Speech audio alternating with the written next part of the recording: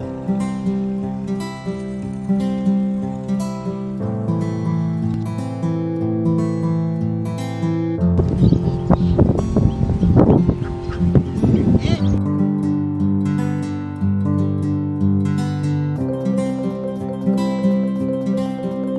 के दौर में महिलाएं न सिर्फ अपने घर की जिम्मेदारी संभाल रही हैं, बल्कि अपने घर और बाहर की जिम्मेदारी को संभालते हुए हर क्षेत्र में आगे बढ़ रही हैं। कहते हैं ना कि जब इरादा कुछ बड़ा करने का हो और उसके दृढ़ संकल्प भी गहरा हो, तो फिर कोई भी चीज आपको उसका मुकाम हासिल करने से नहीं रोक सकती। इस बात को सच साबित कर दिखाया किसान महिला ने। छोटे से शहर में जन्मी, उनके पिता मजदूरी करते थे और माता सब्जी बेचकर गुजारा करती थी। 5 भाई बहनों में से एक बेटी ने घर की आर्थिक मदद करने के लिए महज 15 साल की उम्र में फैक्ट्री में काम किया और 17 साल की उम्र में एक गांव के गरीब किसान परिवार में शादी कर ली। ये कहानी किसी आम महिला की होती तो शायद आप इसके आगे की कहानी खुद ही समझ जाते, पर ये कहानी है सविता डकले की, जिन्होंने न सिर्फ अपनी इस आम कहानी को अपनी मेहनत और लगन से खास बनाया, बल्कि अपने गांव की दूसरी महिलाओं को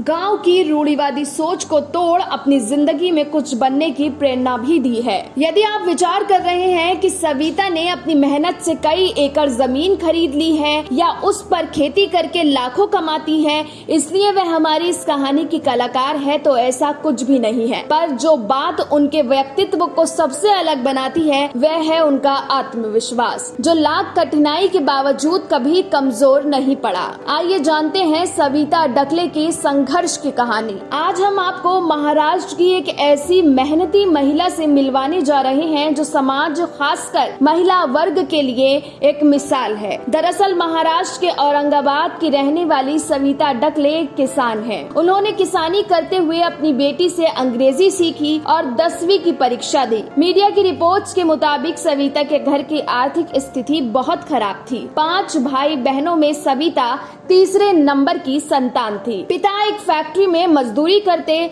तो वहीं दूसरी ओर माँ सब्जी बेचती थी। घर की खराब आर्थिक स्थिति के चलते उन्होंने 9वीं के बाद फैक्ट्री में काम करना शुरू कर दिया। वे 10वीं बोर्ड की परीक्षा नहीं दे सकी और पढ़ लिख कर आगे बढ़ने का उनका सपना अधूरा रह गया, लेकिन हौसला बना हुआ था। गरीबी के चलते उन्होंने घुटने टेक दिए थे। 17 से 18 साल की उम्र में औरंगाबाद के ही एक किसान परिवार में सविता की शादी करा दी गई। सविता डकले भी किसानी करने लगी। फिर किसी दिन गांव में महिलाओं को सशक्त बनाने में हेल्प करने वाली एक संस्था आई। सविता इस संस्था के संपर्क में आई। इसके बाद संस्था की हेल्प से सविता अलग अलग कार्यक्रमों में भाग लेकर लोगों को खेती की विशेषता सिखाने लगी। सविता के 2 बच्चे हैं, दोनों अंग्रेजी मीडियम में पढ़ते हैं। खेती से बच्चों की पढ़ाई और घर का खर्च निकालना कठिन हो रहा था। सविता ने हार नहीं मानी। सविता ने दूसरों की खेती में मजदूरी भी करना शुरू कर दिया। गांव की महिलाओं के लिए प्रेरणा बनी सविता ने पिछले साल 10वीं की परीक्षा दी, लेकिन वह अंग्रेजी में फेल हो गई। इसके बाद उन्होंने अपनी बेटी से अंग्रेजी सीखी और इस साल फिर से अंग्रेजी की परीक्षा दी।